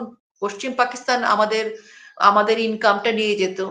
পশ্চিম পাকিস্তান আমাদের স্কুল, কলেজ, ইউনিভার্সিটিতে আমাদের সরকারি নিয়োগে আমাদের যে পার্সেন্টেজ ছিল, সেটা যদি থাকতো, তাহলে আজকে এত কথা যারা বলছেন, তারা তো আসলে তাদের অস্তিত্বই থাকতো না। কিন্তু তারপরও তাদের আসলে ওই ওই ভালোবাসাটা রয়ে গেছে। তারপরও তাদের নতজানু সেই জায়গাটি রয়ে গেছে। তা আমি বলবো যে 1971 সালে যে ভারতবর্ষ বাংলাদেশের হয়ে কিন্তু যুদ্ধ করেছিল, যৌথ বাহিনী গঠিত না হলে আর যৌথ বাহিনী নেতৃত্বে ভারতের সেনা বাহিনীর প্রধান না থাকলে আমাদের কি এত তাড়াতাড়ি আত্মসমর্পণ করতো আমাদের কাছে পাকিস্তান? করতো না। আজকে প্রবাসী সরকার যদি ভারত সরকারের সমর্থনে না হতো, আমাদের মুক্তিযোদ্ধাদের প্রশিক্ষণ দেয়া, গোলাবারুদ দিয়ে সহায়তা করা এবং আমাদের শরণার্থীদের আশ্রয় দেয়া, এই সাপোর্ট গুলো আমাদের মানুষরা ভুলে যেতে চায়। আমাদের সেই সময় স্বাধীন বাংলা বেতার কেন্দ্র যদি কলকাতায় স্থাপন না করতে পারত, আমাদের সংবাদ কোথায় পৌঁছাতো? আকাশবাণী কলকাতা বাংলাদেশের মুক্তিযুদ্ধের ইতিহাসের সংবাদ আন্তর্জাতিক মাধ্যমে পৌঁছে দিয়েছিল। আমাদের 30 লাখ শহীদের সাথে ভারতের 17,000 সেনাবাহিনীর রক্ত মিশে আছে। তো অকৃতজ্ঞের মতো আমরা ভারতকে, ভারত বিদ্বেষ, ভারত দখল, ভারত বয়কট, এই শব্দগুলো ইদানিংকালের জনপ্রিয় শব্দ। দেখেন, প্রশাসনিক, প্রাতিষ্ঠানিক রাষ্ট্র কাঠামোর যে কূটনৈতিক পরিচর্যা বা কূটনৈতিক যে আদান প্রদান বা কূটনৈতিকভাবে যে দুই রাষ্ট্রের যে মতামত, সেটি তো রাষ্ট্রের যন্ত্রের কাজ। কিন্তু সাধারণ জনগণ হিসেবে বা রাজনৈতিক দলের অংশীদার হিসেবে এই যে বিদ্বেষের বিষয়টিকে সামনে তুলে আনা, এটি প্রমাণিত হয় যে 1971 সালের যে পরাজিত শত্রুরা ছিল, তাদের আসলে ভারতের সাথে বাংলাদেশের সম্পর্কটা পছন্দ না। সেটা আমরা দেখেছি। পাকিস্তানের সাথে সম্পর্ক ভালো করলে কোনো সমস্যা নেই, কিন্তু ভারতের সাথে সম্পর্ক ভালো থাকা যাবে না। এটি আমরা প্রমাণ পেয়ে গেলাম। আমি মনে করি যে যদি নরেন্দ্র মোদীজি প্রতিবেশী রাষ্ট্রের প্রধান হিসেবে বাংলাদেশের বিষয়ে, কারণ আমাদের দেশের অস্থিতিশীল পরিস্থিতি ভারতের জন্য একই রকম ভাবে কিন্তু অস্থিতিশীল পরিস্থিতি তৈরি করবে, কারণ আমরা এত বেশি প্রতিবেশী হিসেবে এমন আমাদের ভৌগোলিক অবস্থান বাংলাদেশ ভারতে, এবং এই সাউথ এশিয়ান রিজিয়নের যে রাজনৈতিক অবস্থা, সেটি কিন্তু অনেকখানি নির্ভর করে এই রাষ্ট্রগুলোর ভালো সম্পর্কের উপর, রাষ্ট্রগুলোর রাজনৈতিক স্থিতিশীলতার উপর। তো সেখানে আমার কাছে মনে হয় যে এখানে আসলে অতি উত্তেজিত হওয়ার কিছু নাই, এটা ঠিকই আছে, এটা একদমই আপনি ঠিক আছে, এবং সে আস্থা ভরসার জায়গা আমি মনে করি আছে। আপনি সবসময় বইমেলায় যেতেন। আপনি লিখতেন, এই প্রথম সম্ভবত আপনি বইমেলায় যাননি বা যাবেন না। সেখানে একটা ডাস্টবিন আছে, তার ডাস্টবিন তৈরি করেছে। অনেকগুলা ডাস্টবিন তৈরি করেছে তারা। কি বলবেন এই বিষয়টাকে? এটা হচ্ছে কি, ওই যে ভয় পেলে মানুষ গালি দেয়, ভয় পেলে মানুষ খারাপ কথা বলে, সেরকম একটা ব্যাপার আছে। আপনি দেখেন, আম একদম ৫ তারিখ থেকে শুরু করে মাননীয় প্রধানমন্ত্রী শেখ হাসিনাকে কিভাবে ছোট করা যায়, কিভাবে উনাকে অপমান করা যায় এবং বঙ্গবন্ধুকে সহ, এটার ব্যাপারে তারা কিন্তু মোটামুটি পিএইচডি করে ফেলেছে। যে উনাকে অনেকভাবে, মানে নানাভাবে উনাকে অপমান করতে হবে, অপদস্থ করতে হবে, ঘৃণাস্তম্ভ বানাতে হবে। তো এটার কারণ হচ্ছে কি দেখেন, যুদ্ধাপরাধীদের জন্য কিন্তু ঘৃণাস্তম্ভ করা হয়েছিল। যুদ্ধাপরাধীদের জন্য পোস্টারিং করা হয়েছিল। তো সেই ইতিহাসগুলো মনে রেখে বোধহয় তারা মাননীয় প্রধানমন্ত্রী শেখ হাসিনাকে এবং বঙ্গবন্ধুকে অপমান অপদস্থ করার চেষ্টাটা তারা রেখেছিলেন। তো সেই জায়গা থেকে বাংলা একাডেমি কিন্তু আমাদের ঐতিহাসিকভাবে খুব উল্লেখযোগ্য একটি জায়গা। এখানে তারা এক ঢিলে আসলে দুটো পাখি মেরেছে। একটা হচ্ছে বাংলা একাডেমির বইমেলা যদি না হতো, পারমিশন না পেত, তাহলে একরকম ভাবে বাংলাদেশের জনগণ রিয়্যাক্ট করত, এটা গ্রহণ করতে পারতো না। কারণ বাংলা একাডেমির সাথে বাঙালির অস্তিত্ব জড়িত। তো সে কারণে বাংলা একাডেমিতে বইমেলাটা করার অনুমতি তারা দিয়েছে, শুধুমাত্র এই কারণে যে অনুমতি না দিলে মানুষ সেটাকে গ্রহণ করবে না। অনুমতি দিয়ে তারা এমন একটি ঘটনা ঘটানোর পরিকল্পনা করেছে যে ঘটনার মধ্য দিয়ে বাংলা একাডেমির বইমেলাটাই এমন একটা জায়গায় পৌঁছে যাবে যে বইমেলাটার সেই যে আবেদন, সেই যে আবেগ, সেই জায়গাটি নষ্ট হয়ে যাবে। তো কাজে সেটা করতে গেলে নোংরা কিছু পরিকল্পনা করতে হবে। তো ওই এক ঢিলে দুই পাখি মারার নোংরা পরিকল্পনাই হচ্ছে এই ডাস্টবিন পরিকল্পনা। এটি যার মাথা থেকে এসছে, আমি মনে করি তার চিকিৎসা হওয়া প্রয়োজন। তো সেখানে যিনি রাষ্ট্রের একজন শিক্ষিত, একজন রাষ্ট্রের, যিনি রাষ্ট্রকে প্রতিনিধিত্ব করেন, সেরকম একজন ব্যক্তি এটি করেছে। দেখেন, একজন রাজনৈতিক কর্মী যদি শুধু এটি করতো তাহলে এটা একরকম রাজনৈতিক প্রতিহিংসার জায়গা। কিন্তু যখন রাষ্ট্রের পক্ষ থেকে কেউ এখানে করেন, বোঝা যাচ্ছে যে রাষ্ট্রের পক্ষ থেকে একজন এটাকে এটাকে মানে উদ্বোধনের মতো প্রেস সচিব উনি প্রায় উদ্বোধন করলেন, মানে ময়লা ফেলে বা উনার পরিকল্পনা সেই ঘৃণ্যতম কাজটি করে। তার মানে রাষ্ট্রের এই অন্তর্বর্তীকালীন সরকার চেয়েছে এরকম একটি ঘটনা ঘটুক, এরকম ভাবে একটি ঘটনা ঘটুক যার মধ্য দিয়ে তর্ক বিতর্ক, নোংরামি চলবে এবং এক পর্যায়ে যার আসল টার্গেট হচ্ছে বাংলা একাডেমির বইমেলা। বাংলা একাডেমির বইমেলা আগের জায়গায় নেই। বহু মানুষ বাংলা একাডেমির বইমেলাকে এবার বয়কট করেছে, বা যাওয়ার রুচি হয়নি বা যাওয়ার সাহস হয়নি। তো এই যে বাংলা একাডেমিকে একভাবে ধ্বংস করা, বাংলা একাডেমির বইমেলার ঐতিহ্যকে ধ্বংস করা, ইতিহাসকে ধ্বংস করা এবং পাশাপাশি রাষ্ট্র আর একজন প্রধানমন্ত্রী, বঙ্গবন্ধুর কন্যা, তাকে একজন নারী, একজন মা, তাকে এভাবে অসম্মান করেছে। এবং তার পরবর্তীতে আমরা দেখেছি আরো অনেকে এটার সাথে যুক্ত হয়েছেন। রাষ্ট্রের প্রধানদের একজন, আরো একজন উপদেষ্টাকে আমরা দেখেছি তিনি এটাতে অংশগ্রহণ করেছেন এবং মানুষজনকে দিয়ে পোস্টার বিতরণ করছেন, মানুষজনকে দিয়ে ওখানে একই রকম ঘটনা ঘটাচ্ছেন। তার মানে রাষ্ট্র এটা করিয়েছে। তো রাষ্ট্র যখন ওই জায়গায় যায়, বুঝতে হবে রাষ্ট্রের মানসিক স্খলন ঘটেছে। আর মানসিক স্খলন রুচির জায়গায় তখনই ঘটে যখন তাদের আর খেলার মতো কোনো বল থাকে না কোর্টে, তাদের হাতে কোনো আয়োজন নেই। দেখেন, এই কাজে সময় ব্যয় না করে তারা তো একটা মানুষের জন্য কিছু করতে পারতো, আমাদের মুখ বন্ধ হয়ে যেত। একটা সাধারণ নারী যে নিপীড়িত, তার পাশে কি দাঁড়াতে পারতো? এই যে জুলাই জুলাইয়ের তাদের মেটিকুলাস পরিকল্পনায় যে লাশ হয়েছে, যারা আহত হয়েছে, সে আহতদের পাশে কি দাঁড়াতে পারত? এত এত মানে পরিবার আছে যেসব পরিবারের মানে ছাত্র জনতা, সাধারণ মানুষ মারা গেছে, যারা আহত হয়ে ভুগছে, তাদের পাশে গিয়ে দাঁড়িয়ে তো একটা ভালো কাজ করতে পারতো। সেটা না করে কি করছে? কোথায় বাংলা একাডেমি ধ্বংস করতে হবে, কোথায় ধরেন নোংরামি করতে হবে, এতেই তারা ব্যস্ত। তো তখন আমার মনে হয় যে ডক্টর সাহেব এত শিক্ষিত একজন মানুষ, এত রুচিশীল একজন মানুষ হিসেবে উনার যে ইমেজ প্রতিষ্ঠিত করেছিলেন উনি আমাদেরকে আসলে খুব বেশি কষ্ট করতে হচ্ছে না উনাদের ইমেজ গুলা ভাঙবার জন্য। আমরা বরং অনেক সময় পাচ্ছি ভালো কাজে নিজেদের মস্তিষ্ককে ব্যবহার করার জন্য। আমাদের আহ, খুব বলতে হচ্ছে না ডক্টর মোহাম্মদ ইউনূস সাহেব কেমন, উনার শিক্ষাটা কোথায় কাজে লাগছে, প্রেস সচিব সাহেব উনার মানসিক অবস্থানটা কি, আমাদের অনেক বলতে হচ্ছে না। দেখেন, আমাদের প্রেস সচিব সাহেব একটা ইন্টারভিউতে বললেন যে দেখেন ৬ মাস ধরে আমরা আছি, কোথাও কোনো কিছু ঘটেনি তো, কোথাও তো কোনো কমপ্লেন নেই, আমাদের তো কোনো অভিযোগ নেই, আমরা তো খুব ভালোভাবে চালাচ্ছি। আমি তো বলবো যে রিপোর্ট কার্ড তো ভালো, আমরা তো ব্রিলিয়ান্ট ভাবে বাংলাদেশে চালাচ্ছি।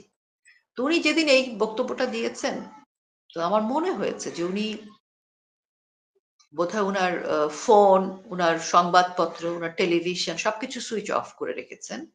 উনারা বোধহয় শুধু নিজেরা গল্প করে, নিজেরা কথা বলে। কারণ শুধু আওয়ামী লীগ তো না, বাংলাদেশের আপামর জনসাধারণ খেতে পারছে না, কষ্ট করছে, নানাভাবে আক্রান্ত। তাদের কথা ভেবেও তুমি একটা সত্য কথা বলতে পারে যে না, আমরা আসলে এই জায়গাগুলোতে ব্যর্থ, এই জায়গাগুলো আরো মনোযোগ দিব, সে কথাও তো বলেন না। উনাদের সারাক্ষণই হচ্ছে বঙ্গবন্ধু কন্যাকে কি করে অপমান করতে হবে, বঙ্গবন্ধুকে কি করে অপমান করতে হবে, মুক্তিযুদ্ধের ইতিহাসকে, ৭১-এর ইতিহাসকে, মানে বাংলাদেশকে ধ্বংস করতে হবে। মিল, কল কারখানা কোনো কিছু তো বাকি নেই। শেয়ার বাজার থেকে শুরু করে ব্যাংক বলেন, সব জায়গায়। মানে এই ৬ মাসে ৬টা সেক্টর বা ৬টা উদাহরণ দেয়া যাবে না যে মানে ৬ মাসে ৬টা ভালো কাজ হয়েছে যাতে মানুষ উপকৃত হয়েছে। এখন পর্যন্ত যে ভালো মানে উদ্যোগগুলা গ্রহণ করা হয়েছে সেগুলো বঙ্গবন্ধু কন্যার সময়কালের সিদ্ধান্ত গ্রহণ করা, গুছিয়ে রেখে যাওয়া, সেটাকে শুধু তার এখন ২-১টা ক্ষেত্রে সাইন করছেন, বলছেন যে সেগুলো আগে করে রাখা। তো আপনি জনগণের জন্য কাজ করেন না। আপনি জনগণের জন্য কাজ করলে তো আওয়ামী লীগের মুখ বন্ধ হয়ে যাবে। সেটা তো করতে পারছেন না। কারণ উনাদের মাথার মধ্যে আমরা, উনাদের চিন্তা চেতনায়, ভাবনায়, মস্তিষ্কে, রাগে, ঘৃণায়, প্রতিহিংসায় আমরা বিচরণ করছি। দেশ কোথায়? কখন দেশ না তো আপনারা নেই। ফিরে আসেন? কখন না আপনারা ফিরে আসেন? হ্যাঁ, অনেক ভয় আমাদেরকে নিয়ে। অনেক, একটা পোড়া বাড়িকে কতটা ভয় আপনি দেখেন। একটা ধানমন্ডি ৩২, দেখেন ধানমন্ডি ৩২ তো ডক্টর মোহাম্মদ ইউনূস তো ইতিহাস পড়ার কথা। উনি তো শিক্ষিত মানুষ। ১৯৭২ সালে বঙ্গবন্ধু শেখ মুজিবুর রহমান বলেছিলেন আমাদের বীরাঙ্গনা মায়েদেরকে যে তোমার পিতার নামের জায়গায় লিখে দাও শেখ মুজিবুর রহমান। আর তোমাদের ঠিকানা ধানমন্ডি ৩২। ধানমন্ডি ৩২ তো বীরাঙ্গনা মায়েদের উত্তরসূরিদের, আমাদের মুক্তিযোদ্ধা সন্তানদের, ভবিষ্যৎ প্রজন্মের। আমাদের বাড়িতে উনি আঘাত করেছেন ভয়ে। সবুজ পাতা গজানো শুরু হয়েছিল। তো একটা বাড়ি ভেঙে দিলে কি সবুজ পাতা মূর্ছা যাবে? প্রকৃতির সাথে লড়াই করা যায় না।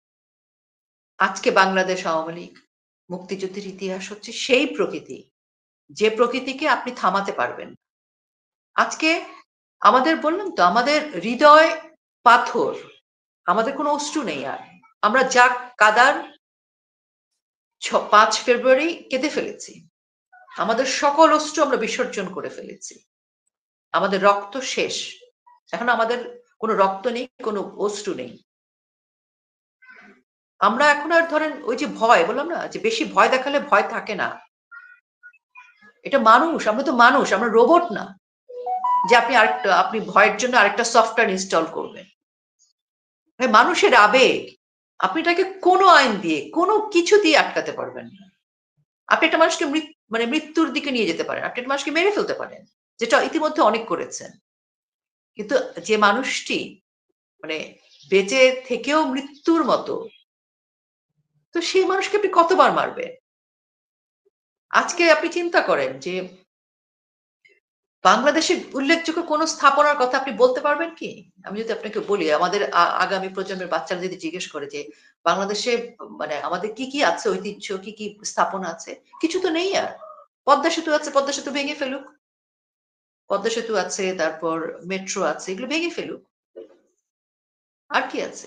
এখন আপনার রাষ্ট্রের কিছু রাস্তাঘাট কাঠামো আছে মেট্রো রেলে তো আগুন দিয়েছে এবং তারা স্বীকার করেছে, সচিবালয়ে আগুন দিয়েছে, স্বীকার করছে, দেখছি আমরা, প্রমাণ পাচ্ছি।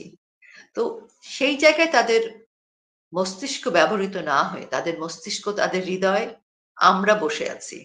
আজকে সমন্বয়কারীদের, আজকে যে রাজনৈতিক অপশক্তির যারা আজকে ক্ষমতায়, ক্ষমতায় না থেকেও ক্ষমতায়, বা রাষ্ট্রের যারা আছেন, যারা অন্তর্বর্তীকালীন সরকার, যেটার আবিধানিক নাম তারা দিয়েছেন, যেটি সাংবিধানিকভাবে অবৈধ, সে কারণে কিন্তু অবৈধ অসাংবিধানিক সরকারই বলা উচিত, বলছি। তো তাদের হৃদয়ে, তাদের মস্তিষ্কে, তাদের চিন্তা চেতনায়, তাদের ষড়যন্ত্রে, সব জায়গায় আমরা বসে আছি। এত রোকেয়া মানুষ পাচি আমরা। রোকেয়া পাচি সর্বশেষ আয়নাগরের যে ছবিগুলো এসেছে, আয়নাগরের ছবি দেখে তসলিমা নাসরিন লিখেছেন যে জীবনের ঝুঁকি নিয়ে তিনি যে আত্মগোপনে থাকতেন বা আত্মগোপনে থাকতে বাধ্য করা হতো, সেটা ছিল তার চেয়ে এগুলোর চেয়ে বড় আয়নাগর। তা আপনাদের যে জীবন এখন, আত্মগোপনের জীবন, ভয়ের জীবন, একটা বন্দিশালা এক নম্বর আপনাদের, এই জীবনটাকে কিভাবে দেখে বলবেন? আমি বলবো যে আমরা এখন যে জীবনযাপন করছি, সেই জীবনযাপন খুবই অমানবিক। আমরা আমরা তো মানে প্রত্যেকেই তো বাসা বাড়িতেই থাকি, কোনো না কোনো বাসা বাড়িতে। তো সেটা মানে বাসা বাড়ি বলবো না, কাঠামো তো কোনো ব্যাপার না। আমরা কি খাচ্ছি, কি কোথায় থাকছি, সেটা বিষয় না। আমরা আত্মগোপনে আছি, কিন্তু বিষয়টা অনেকটা এরকম যে ১৯৭১ সালে আমাদের যে মুক্তিযোদ্ধারা ছড়িয়ে ছিটিয়ে বিভিন্ন জায়গায় ছিলেন, যুদ্ধ করেছিলেন, লুকিয়েছিলেন। শুনেছি যে অনেকে ডোবার মধ্যে লুকিয়ে থাকতেন সারাদিন, সন্ধ্যায় বেরোতেন। আমার বাবা এবং ২ চাচা মুক্তিযোদ্ধা। আমাদের বাড়ি সে সময় পুড়িয়ে দেওয়া হয়েছিল। তো সবাই, বাড়ির পাশে ডোবা ছিল, ডোবার মধ্যে বাচ্চা-কাচ্চা নিয়ে সারাদিন ডোবার মধ্যে লুকিয়ে থাকতো। বিভিন্ন জায়গায় লুকিয়ে থাকতো। তো আমরাও এখন সেরকম একটা সময় পার করছি। আর এই যে সময়টা পার করছি, এটাতে এখন আর কোনো অভিযোগ নেই। আমাদের কোনো আমাদের কোনো ক্লান্তি নেই, আমাদের কোনো কষ্ট নেই শারীরিকভাবে। মানসিক কষ্ট ছিল, সেই জায়গাটা আমরা এখন পাথর হয়ে গেছে, আগেই বলেছি। এখন হচ্ছে ওই যে মুক্তিযোদ্ধা বনাম রাজাকার আলবদর আল শামস, পাকিস্তানের হানাদার বাহিনীর যে সংগ্রাম ছিল, সশস্ত্র সংগ্রাম ৯.৫ মাসে, এখনো সেরকম সংগ্রামের মধ্যে আমরা আছি। এখন হয়তো আমরা সশস্ত্র না, আমরা আহ মানে নিরস্ত্র মানুষ হিসেবে লুকিয়ে আছি, কিন্তু ভবিষ্যৎ তো আমরা কেউ জানি না। যখন মানুষের প্রয়োজন হয়, তখন মানুষ যুদ্ধের ময়দানে যা কিছু করার প্রয়োজন হয়, মানুষ সেটি হয়তো করে। এটি যুদ্ধের নিয়ম, ডু অর ডাই। তো আমাদের মধ্যে যারা আছেন, কেউ কেউ হয়তো সেই পথ অবলম্বন করবেন, কেউ কেউ হয়তো লুকিয়ে লুকিয়ে জীবন পার করে দিবেন, কেউ কেউ হয়তো ফিরে আসবেন। তো যেটা যুদ্ধের ময়দানের ইতিহাস। আর যে আয়নাঘর আমরা দেখেছি, সেটা দেখার পরে একটা জিনিসই আমার মনে হয়েছে, সেটা হচ্ছে যে বই পড়লেই কেউ শিক্ষিত হয় না, আবার বই না পড়লেও কেউ কেউ কুশিক্ষিত থেকে যায়। তো কুশিক্ষিত আর বই পড়া অশিক্ষিত মানুষ দিয়ে ভরপুর একটা রাষ্ট্র। কি দেখাচ্ছেন, কি করছেন, কি বোঝাচ্ছেন, সেটা একটু ভাববার বিষয় আছে। তো সত্যজিৎ রায়ের সেই ছবির কথা মনে হয়, কি হীরক রাজার দেশে। তো ব্যাপারটা হীরক রাজার দেশে আমরা আছি। হীরক রাজার দেশে যা কিছু বোঝাচ্ছেন জনগণকে, হীরক রাজা নিজেও বুঝতে পারছেন না যে জনগণ যা বোঝার বুঝতে পারছেন। ভাই, আয়নাঘর বোঝার জন্য আজকের বাংলাদেশের জেনারেশন কিন্তু জানে আয়নাঘর মানে কি, আর একটা টর্চার রুম বা কি, কি হচ্ছে। তো আর যেটা হচ্ছে, একটু ভালো সেট ডিজাইনার নিলে ভালো হতো। সেট ডিজাইনার খুব দুর্বল হয়ে গেছে। হয়তো যে বাজেট ছিল, সে বাজেটও হয়তো কারচুপি হয়েছে। কেউ কেউ হয়তো বাজেট মেরে দিয়েছে, যার জন্য প্রপার আয়নাঘর বানাতে পারেনি। তো এগুলোতে আমাদের কোনো ক্ষতি হয়নি। এগুলোতে যেটা হয়েছে, ওই যে হীরক রাজার দেশে আছি আমরা, এটা জনগণ বুঝতে পারছে। এবং হীরক রাজার দেশে যা ঘটেছিল হয়তো সেটাই ঘটবে, সময় আসছে। এই জন্য বললাম যে আমরা এখন ওই যে আমাদের দরজায় যখন শব্দ হয় আমি তাকাই যে কে আসলো, তো এরকম সবার জীবন। তো এর মধ্যে হয়তো কোনো একদিন শুনবেন আমরা অনেকে নাই, তাতে কি? ইতিহাস কিন্তু কখনো ক্ষমা করে না, পাই পাই করে হিসাব নেয়। আর ওই যে প্রকৃতির যে পানিশমেন্ট সেটা হবেই, সেটা হবেই, হয়তো একদিন পরে হবে কিন্তু হবেই। শোনেন, এই যে দখলদার বাহিনী, ১৯৭১ সালের পাকিস্তানের দখলদার বাহিনী, ২০২৪-এর দখলদার বাহিনী, এই ২ বাহিনীর কারোরই মানে ভবিষ্যৎ মানে এখন বুঝতে পারছি আমরা। ইতিহাসে যেমন ১৯৭১ সালে দখলদার বাহিনী টিকতে পারেনি, ২০২৪-এর দখলদার বাহিনীও টিকবে না। আপনি নিশ্চিত থাকেন। আপনার সাথে আমার আর কোনো অনুষ্ঠানে দেখা হোক বা না হোক, বাংলাদেশের আওয়ামী লীগের আমাদের মতো ক্ষুদ্র কর্মীরা থাকুক বা না থাকুক, এখন এই লড়াইটা জনগণের। ধানমন্ডি ৩২-এ যখন বুলডোজার চলে, তখন এই লড়াই আর বাংলাদেশ আওয়ামী লীগের থাকে না। এখন রাষ্ট্রের সাথে জনগণের লড়াই চলবে। আর এই লড়াই যখন শুরু হয় ১৯৭১ সালে, আপামর জনগণের মুক্তিযুদ্ধের লড়াইয়ের কথা আমরা সবাই জানি। লুঙ্গি কাছা মেরে ক্ষেতের বাঁশ কেটে চলে গিয়েছিল যুদ্ধ করতে। তখন ভারত আমাদেরকে সহায়তা করেছিল। এবার ভারত কি করবে জানি না, বা ডোনাল্ড ট্রাম্প কি করবে আমরা জানি না। কারণ ওই গ্রামের যে করিম চাচা, সে কিন্তু ডোনাল্ড ট্রাম্পকেও হয়তো অত ভালোভাবে চিনে না, নরেন্দ্র মোদীজিকেও হয়তো অত ভালোভাবে চিনে না। কিন্তু উনি যেটা চিনেন সেটা হচ্ছে যারা বাড়ি ভাঙচুর করছে, যারা জ্বালাও পোড়াও করছে, যারা কুপিয়ে পিটিয়ে মারছে, সে মানুষগুলো যে দস্যু, দুর্বৃত্ত, জঙ্গি, সন্ত্রাসী, ওই গ্রামের বা ওই মহল্লার ওই করিম চাচার মতো একজন নিরীহ সাধারণ জনগণ এটা বুঝে গেছে। তো এরকম করিম চাচাদের মতো, সাধারণ মুক্তিযোদ্ধাদের মতো অজস্র মুক্তিযোদ্ধারা অসাধারণ হয়ে ওঠে, রণাঙ্গনের মানে কঠিন মুক্তিযোদ্ধায় পরিণত হয়ে যায়। তো ভাষা আন্দোলনেও তরুণ বঙ্গবন্ধু নেতৃত্ব দিয়েছিলেন। ১৯৭১ সালে বঙ্গবন্ধুর নেতৃত্বে বাংলাদেশ স্বাধীন হয়েছে। আর ২০২৫-এর বাংলাদেশ যেদিকে এগিয়ে যাচ্ছে, এবার একেকজন জনগণ বঙ্গবন্ধু হয়ে উঠবে, একেকজন জনগণ চার নেতা হয়ে উঠবে, একেকজন জনগণ বীর বিক্রম, বীর শ্রেষ্ঠ, বীরোত্তম হয়ে উঠবে। গত কয়েক আমরা মাসে সবাই গত কয়েক মাসে বাংলাদেশের অনেক মানুষের কাছে রোকেয়া প্রাচীর অভিনেত্রীর পরিচয়টা হারিয়ে গিয়েছে। আওয়ামী লীগের লক্ষ লক্ষ নির্যাতিত নেতাকর্মীদের কাছে রোকেয়া প্রাচী একটা শৌর্য বীর্যের প্রতীক, সংগ্রামের প্রতীক, সারভাইভ করে টিকে টিকে থাকার প্রতীক।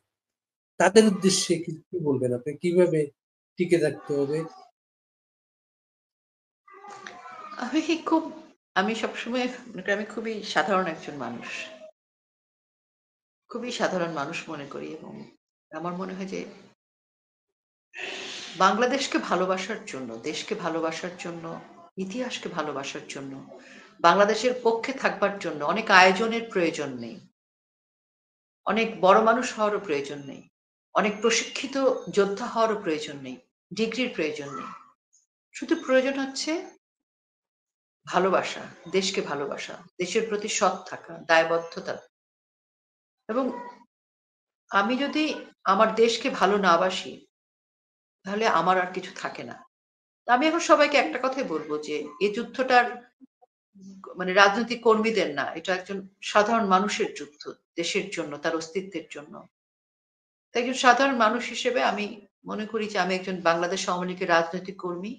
এটা আমার গর্বের জায়গা। আমি খুবই গর্বিত এবং অহংকার বোধ করি যে আমি বঙ্গবন্ধুর হাতে গড়া বাংলাদেশ আওয়ামী লীগের একজন কর্মী।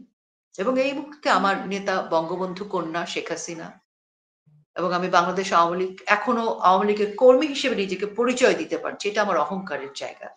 এবং এই অহংকারের জায়গা নিয়ে বাংলাদেশের বিরুদ্ধে, স্বাধীনতার বিরুদ্ধে যারা দাঁড়াবেন, আমি তাদের বিরুদ্ধে লড়াইটা চালিয়ে যাব। সেই লড়াই কতদিন চালিয়ে যেতে পারবো সে প্রশ্ন করার প্রয়োজন নেই। এটা প্রকৃতি জানে, এটা আমাদের স্রষ্টা জানেন। কিন্তু আমি আমি মনে করি প্রতিটা মুহূর্ত আমি যতক্ষণ পৃথিবীতে বেঁচে আছি, আমার কাজ হচ্ছে আমার দেশের পক্ষে লড়াই করে যাওয়া। তারপর কি হবে সে ভাবনা আমার নয়। সে ভাবনা প্রকৃতির ইতিহাসের। কিন্তু আমি আমার কাজটুকু করে যাব। কেউ যদি নাও আসে, অনেকে আসবে না, অনেকে কম্প্রোমাইজ করবে, অনেকের অনেক রকম হিসেব নিকেশ থাকবে, অনেকের পরিবারের মানুষকে নিরাপদ করতে হবে, সেটা একদমই তার সিদ্ধান্ত। কিন্তু আমার সিদ্ধান্ত হচ্ছে যে আমরা একেকজন মানুষ তার নিজের সিদ্ধান্তটুকু নিতে পারছি কিনা। উনি করলেন না, তো আমি কেন যাব? এই প্রশ্ন বা অজুহাত না দাঁড় করিয়ে আজকে প্রত্যেকের কাজ হচ্ছে আমি যুদ্ধ করব, আমি আমার দেশের জন্য যুদ্ধ করব, এই সিদ্ধান্ত গ্রহণ করা। আমাদের নেতারা বিদেশে আছে, ফোন বন্ধ করে রেখেছেন, কি নেতারা আমাদেরকে সাপোর্ট দিতে পারছেন না, বা আমি আওয়ামী লীগ থেকে কিছু পাচ্ছি না, এই প্রশ্ন এখন অবান্তর। বঙ্গবন্ধু স্বাধীনতার ঘোষণার পর বঙ্গবন্ধুকে পাকিস্তানিরা গ্রেফতার করে পাকিস্তান কারাগারে নিয়ে গিয়েছিলেন এবং বঙ্গবন্ধুর বিরুদ্ধে ফাঁসির রায় কার্যকর করবার জন্য দিনক্ষণ ঠিক করা হয়েছিল। কিন্তু যুদ্ধ চলেছে বঙ্গবন্ধুর নির্দেশনায়, বঙ্গবন্ধুর পরিকল্পনায়। বঙ্গবন্ধু সমস্ত পরিকল্পনা দিয়ে গিয়েছিলেন এবং সেভাবে যুদ্ধ চলেছে। আমি মনে করি মতো বঙ্গবন্ধু কন্যা শেখ হাসিনা এখন দেশের বাইরে স্থানান্তরিত হয়েছেন। প্রাণনাশের হুমকি ছিল, চেষ্টা ছিল, উনার নির্দেশ আছে, পরিকল্পনা আছে, আমরা আমাদের যুদ্ধ চালিয়ে যাব। এবং যুদ্ধের ময়দানে তো আসলে কি সাপোর্ট আসলো না আসলো সেটা দেখার বিষয় না। 1971 সালে আমাদের মুক্তিযোদ্ধারা সেই বিবেচনা করেনি, সেই হিসেব নিকেশ করেননি। ওনারা যুদ্ধই করেছেন এবং মানে সেই যুদ্ধে জীবন দিয়েছেন, আহত হয়েছেন, হিসেব নিকেশ করেননি। দেশকে ভালোবাসতে গিয়ে আজকে এই 2025-এ ধানমন্ডি 32 গুড়িয়ে যাওয়ার পর হিসেব নিকেশ শেষ। এখন যুদ্ধ অনিবার্য। আপনি আপনার যুদ্ধে জয়ী হন রোকেয়া প্রাচী, আপনারা জয়ী হন। আপনারা নিরাপদ থাকুন, নিরাপদে থাকার চেষ্টা করুন। আপনি নিরাপদ থাকলে আমরা মাঝে মাঝে আপনাদের এই উত্তেজিত বক্তব্য মানুষের কাছে নিয়ে আসতে পারবো। অনেক ধন্যবাদ। বাংলাদেশের জন্য দোয়া করবেন। জয় বাংলা, জয় বঙ্গবন্ধু।